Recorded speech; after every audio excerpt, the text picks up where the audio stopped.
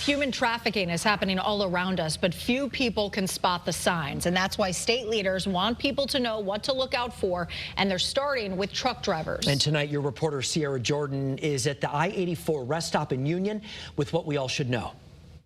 Officials say truck drivers are the eyes and ears of our roads, and after they stop here at the Union Way station, police are handing out these flyers. They help drivers recognize and report trafficking while they're on the road.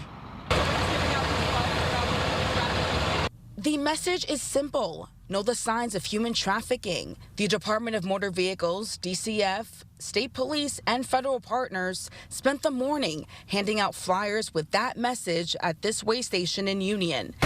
They say those face-to-face conversations, educating truckers about what trafficking looks like and how to report it, can all make a difference. If you see something, say something. The initiative is part of Human Trafficking Awareness Month. Officials say truck drivers are often the first to notice when something doesn't seem right. They are our eyes and our ears out on the road, traveling thousands of miles every day, going to warehouses, restaurants, motels, hotels, where human trafficking may be occurring. Officials with DCS say the victims are often teenagers as young as 11.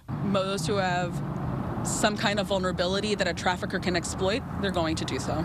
For the rest of the week, after drivers wear their trucks here at the way station, they're also learning how to spot red flags. On our care line, we received over 150 calls last year about potential trafficking situations. Officials say some warning signs include flashing headlights at people in a parking lot, a suspicious vehicle parked in an unusual location, someone being told not to speak or appearing coached, signs of physical or emotional distress, or vehicles dropped off or picking up people at other trucks. Your reporter in Union, Sierra Jordan, Channel 3 Eyewitness News.